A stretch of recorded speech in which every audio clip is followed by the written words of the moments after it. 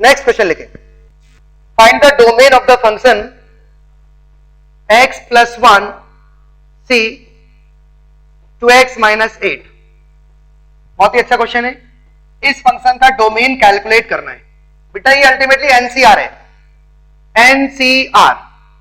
तो पहले तो मैं आपको एनसीआर का डिटेल बताता हूं, फिर हम इस पर जाएंगे। बेटा एनसीआर क्या देता है? सुनिए, एनसीआर हमेशा नंबर ऑफ वेज देता है, कुल तरीके। एनसीआर हमेशा आपको नंबर ऑफ वेज मिलेगा, नंबर ऑफ वेज देता है, कुल तरीके, एन में से आर को चूज करने के तरीके। अब मेरे साथ चलना बेटा, एन जो होता है ये हमेशा पॉजिटिव होगा, एन पॉजिटिव होगा। जैसे एन क्या है बेटा? टोटल मेंबर, और आर क्या है? जो हमें चूज करना है। एनसीआर क्या देता है? Number of ways. तो एन कैसा होना चाहिए? एन सिर्फ नेचुरल नंबर होना चाहिए, एन नेचुरल नंबर होना चाहिए। आर कैसा होना चाहिए बेटा? R belongs to whole number, r whole number होना चाहिए। और दोनों में रिलेशन क्या होना चाहिए? N greater than and equal r. बेटा एनसीआर इन तीन केस में डिफाइंड होता है, एनसीआर इन तीन केस में डिफाइंड होता है। ये नेचुरल होना चाहिए और ये होल नंबर। होल नंबर मतलब नेचुरल के साथ साथ जीरो, तो 0 1 2 3 इस टाइप का। और एन बड़ा होना चाहिए, आर छोटा होना चाहिए। ये है बेटा एनसीआर की कहानी। मतलब एनसीआर कब डिफाइंड होता है ये मैंने आपको बताया। एनसीआर इन तीन केस में डिफाइंड होता है। तो एन कैसा होना चाहिए बेटा? नेचुरल, या मैं बोलूं कि एन ग्रेटर देन 0, और ये क्या है? R greater than and equal 0। इसका मतलब क्या हो गया बेटा? R greater than and equal 0, और इसका मतलब क्या है? N greater then 0। बट हमें पता है कि ग्रेटर देन 0 का मतलब क्या है? सिर्फ नेचुरल, और ये क्या बोल रहे हैं? Whole number. ठीक है, चलो आप तीनों केस को अप्लाई करते हैं। वेयर एन, एन के प्लेस पर क्या बेटा? x प्लस 1, तो x प्लस 1 ग्रेटर देन 0, पहला केस। दूसरा केस क्या आएगा बेटा? 2x minus 8, 2x minus 8 greater than and equal 0। और तीसरा केस क्या होगा? n greater than and equal r, n greater than and equal r। Okay, चलो अब इन तीनों को सॉल्व करते हैं। ये हो गया x ग्रेटर देन माइनस 1, और ये हो गया x greater than and equal 4, और इसको सॉल्व करेंगे तो ये 9 greater than and equal x। अब आप बताइए, ये -1 से बड़ा, ये 4 से बड़ा, और ये 9 से छोटा, तो इन तीनों का कॉमन क्या आएगा बेटा? इन तीनों को कॉमन आएगा -1 से बड़ा, ये 4 से बड़ा, तो अल्टीमेटली 4 से बड़ा। 4 to 9 बेटा, x आ गया 4 to 9। अब आप बताइए, अभी ये फाइनल आंसर नहीं आया। मैंने बोला था कि n कैसा होना चाहिए? नेचुरल, और r कैसा होना चाहिए? Whole number. तो x आया 4 to 9, तो 4 to 9 में कौन कौन से इंटीजर होंगे बेटा? 4 5 6 7 8 9। ये है फाइनल आंसर। बेटा एनसीआर का जो डोमेन होता है वो कर्ली ब्रैकेट में आता है।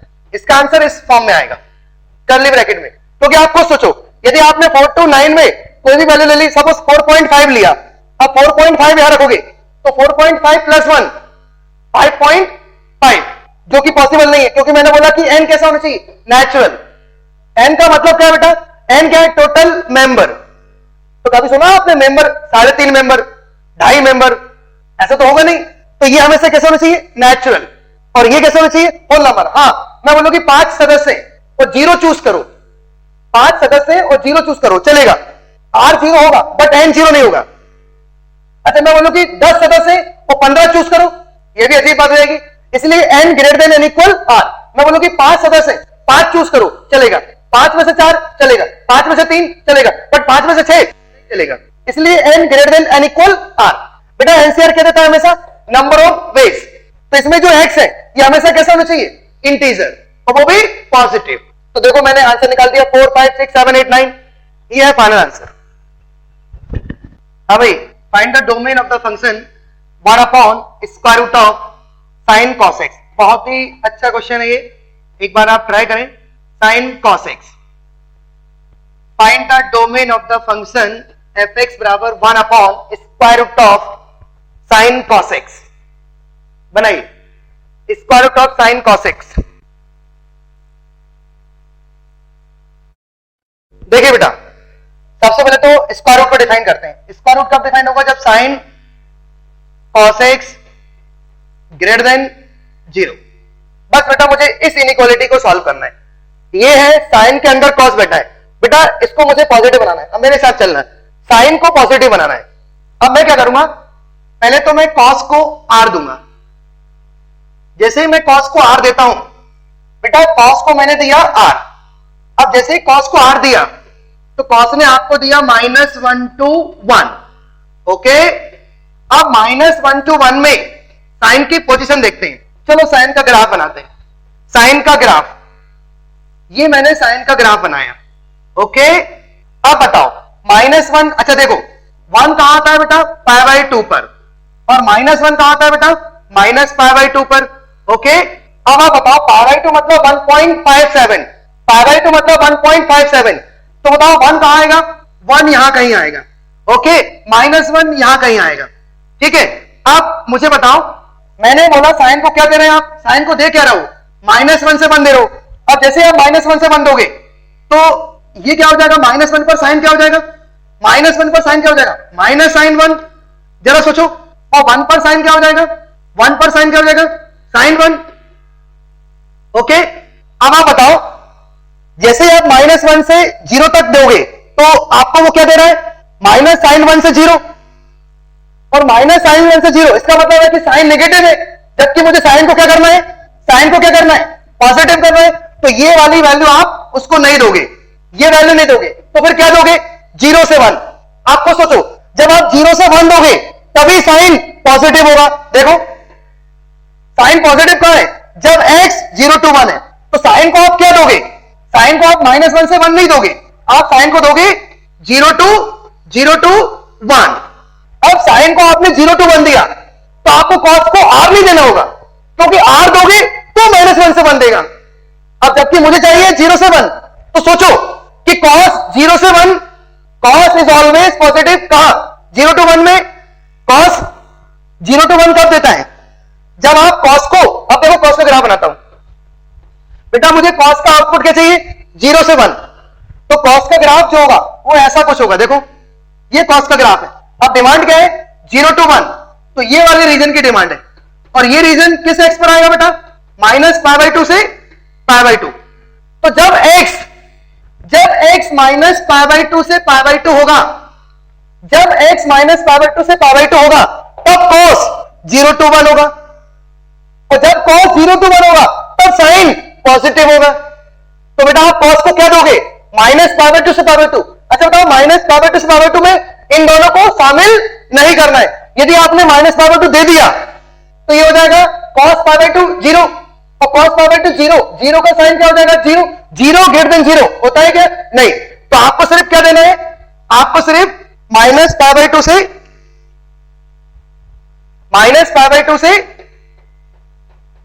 π/2 देना है, और उसमें क्या जोड़ना है बेटा, 2nπ, क्योंकि हमें पता है कि हर 2π के बाद वो रिपीट होता है।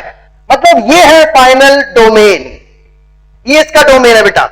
यदि आप r दोगे तो वो -1 से 1 देगा, और -1 से 1 दोगे साइन को तो वो नेगेटिव भी देगा पॉजिटिव भी देगा, जबकि डिमांड है सिर्फ पॉजिटिव की। तो पॉजिटिव कब होगा साइन, जब साइन को आप 0 से 1 दो, और जब आप साइन को 0 से 1 दोगे तो cos 0 से 1 कब होगा, जब x -π/2 से π/2।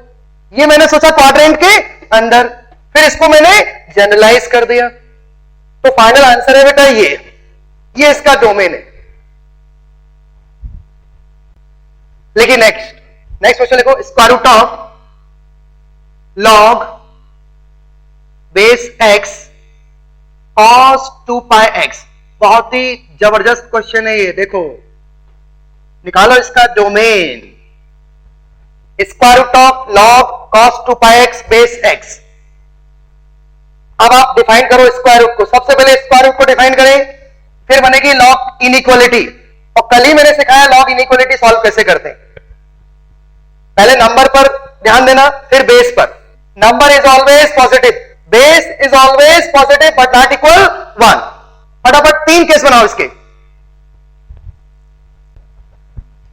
देखिए सबसे पहले तो स्क्वायर रूट को आप डिफाइन करें, log base x cos 2πx greater than and equal 0। बेटा ये बनेगी log इनइक्वालिटी। अब इसको सॉल्व कैसे करते हैं देखिए, सबसे पहले तो आप cos 2 pi x को पॉजिटिव बनाए। पहला केस क्या आएगा बेटा, cos 2 pi x कैसा होना चाहिए, cos 2 pi x greater then 0, पहला केस। अब दूसरा केस क्या होगा कि अब आपकी नजर जाएगी बेस पर, इफ बेस 0 to 1, और बेटा मैंने सिखाया कि जब बेस 0 to 1 होता है तो इनइक्वालिटी चेंज। अब आप इसको सॉल्व करेंगे, तो जैसे सॉल्व करेंगे तो cos 2 pi x less than and equal, बेटा जब हम लॉग को रिमूव करते हैं तो RHS वाला नंबर बेस की पावर x की पावर 0 1, ठीक है। और सेकेंड केस क्या होगा, if base greater than 1, then cos 2 pi x greater than and equal 1। अब देखना बेटा, चलो अब इन तीनों को सॉल्व करते हैं, इसको तो हम बाद में सॉल्व करेंगे। अच्छा ये तभी है बेटा, ये दोनों केस तभी है जब ऐसा हो, ओके। तो एक काम करते हैं, पहले तो इसको देखें आप बेटा, cos 2 pi x less than and equal 1, ये ऑलवेज ट्रू है। इधर देखो, cos तो 1 से छोटा होता ही है फॉर ऑल x, मतलब ये पहले से ही डिफाइंड है, ये ऑलरेडी ट्रू है। आप देखें ये ऑलरेडी ट्रू है, तो किस x के लिए ट्रू है, r के लिए। तो इसका सॉल्यूशन क्या आएगा बेटा, x बिलोंग्स टू r, इसका सॉल्यूशन आएगा x बिलोंग्स टू r, क्योंकि ये तो पहले से ही सही है भाई। cos तो 1 से छोटा होता ही और 1 के बराबर भी होता है, तो चलो x बिलोंग्स टू r आ गया। अब बताइए इन दोनों का इंटरसेक्शन क्या होगा, इन दोनों को कॉमन, ये कब पॉसिबल है बेटा, जब x 0 to 1 हो, तो इन दोनों को कॉमन जो आएगा वो आएगा 0 to 1। ये तो आ गया इस केस का सॉल्यूशन। अब बताइए बेटा ये क्या बोल रहा है, cos 2 pi x 1 से बड़ा, ये तो पॉसिबल ही नहीं, cos कभी 1 से बड़ा होता ही नहीं, हाँ बट 1 के बराबर हो सकता है। तो आप बताइए cos 2 pi x, बेटा cos 2 pi x 1 के इक्वल है, तो देखिए cos 1 के इक्वल कब होता है, cos 1 कब देगा, जब x 0 हो, 2 pi हो, 4 pi, 6 pi, 8 pi, ultimately 2n pi। तो बेटा 2 pi x बराबर 2n pi, जरा सोचो, 2 से 2 कैंसिल, पाई से पाई कैंसिल, तो x बराबर क्या आ गया बेटा n। अब x बराबर n, where n integer, n integer है बेटा यहां पर। अब बताइए ये वैलिड कब है, जब x 1 से बड़ा हो, तो 1 से बड़ा इंटीजर कौन कौन सा होगा, तो बेटा इन दोनों को कॉमन क्या आएगा, 2 3 4 5, ये चला जा रहा है, ये है इसका सॉल्यूशन। या ऐसा बोल दो कि नेचुरल में से क्या निकाल दो बेटा, नेचुरल नंबर में से क्या निकाल दो आप, 1, ऐसा बोलो या ऐसा बोलो, बात एक ही। ये इसके सॉल्यूशन है बेटा, इसका सॉल्यूशन फाइनली ये और इसका सॉल्यूशन फाइनली ये।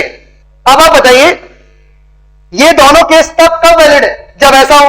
चलो बेटा देखें, cos 2 pi x, बेटा cos पॉजिटिव अभी भी हमने देखा था, इसके पहले जो क्वेश्चन था कहां होता है, माइनस π/2 से π/2 में।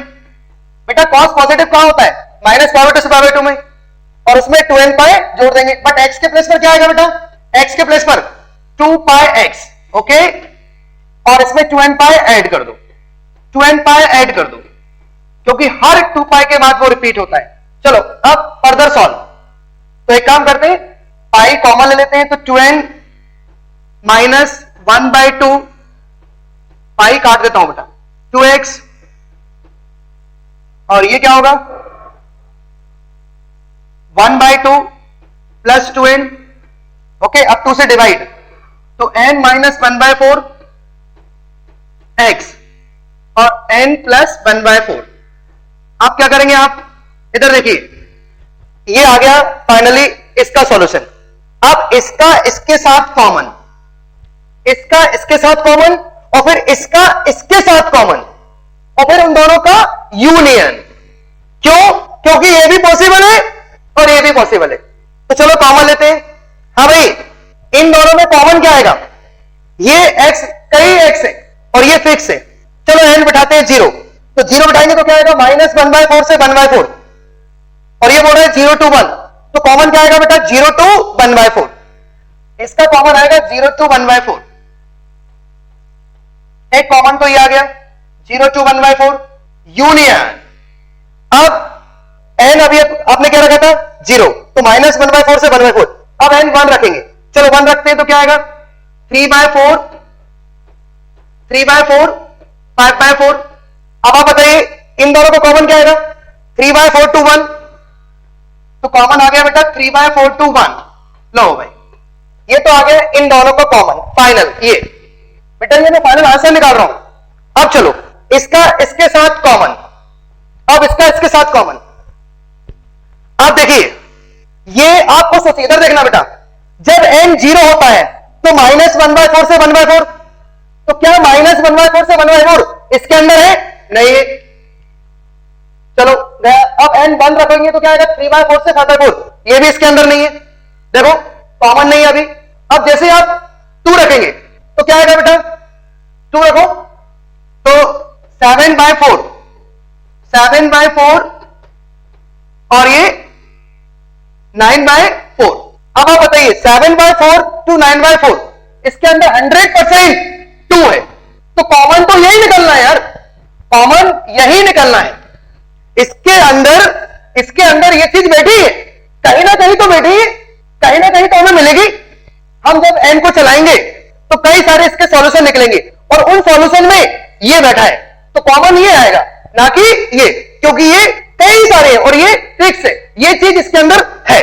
तो फाइनली आंसर है this union this union this. इसको कैसे लिखेंगे आप? यूनियन कर्ली ब्रैकेट 2 3 4 5, ये है फाइनल आंसर। लेकिन next find the domain of the function 1/√of sec sin x। इसका डोमेन कैलकुलेट करो फटाफट, sec sin x। देखिए बेटा सबसे पहले तो आप स्क्वायर रूट को डिफाइन करें। स्क्वायर रूट कब डिफाइन होगा? जब sec sin x greater then 0।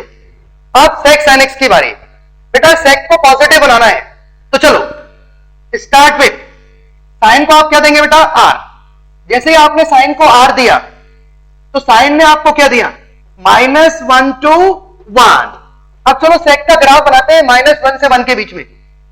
sec का जो ग्राफ होता है वो कुछ इस तरीके से होता है, देखिए जो cos का ग्राफ होता है उसी को आप पलट दें उल्टी कटोरी, जैसे ये cos है इसका अपोजिट ये ऐसा, ये है -π/2 से π/2। ओके, तो ये cos है तो बेटा ये sec है, तो sec का यहां पर sec क्या होगा बेटा 1, 0 पर sec क्या होगा 1। अब मेरे साथ चलना, मैंने sec को क्या दिया -1 से 1। बेटा आप इस ग्राफ को नहीं देखेंगे, आप सिर्फ इसको देखेंगे, ये इसको बोलेंगे sec का ग्राफ। ओके, और ये cos, ठीक है। अब चलो sec को देते हैं -1 से 1, -1 बेटा यहां आएगा और 1 यहां आएगा, तो -1 पर जो sec की वैल्यू होगी वो क्या होगी sec ऑफ 1, और 1 पर sec की जो वैल्यू होगी वो होगी sec ऑफ 1। अब आप बताओ sec 1 जो है, sec 1 आप देखो ग्राफ में 1 से बड़ा है, ये वाली वैल्यू जो है वो 1 से बड़ी है, तो ऑलरेडी sec जो है, sec ऑलरेडी जो है वो इस इंटरवल में 1 से बड़ा है, और हम बना रहे हैं उसको 0 से बड़ा, तो भाई जो चीज 1 से बड़ी होगी 100% 0 से बड़ी होगी, तो इसका सॉल्यूशन है बेटा r, मतलब ये हर एक x के लिए ट्रू है, तो इसका डोमेन है r। ठीक है, अब हम नेक्स्ट क्लास में रेंज स्टार्ट करेंगे बेटा। आज हमने डोमेन कंप्लीट कर लिया, डोमेन पर मैंने कई सारे इलस्ट्रेशन आपको बता दिए। ठीक है।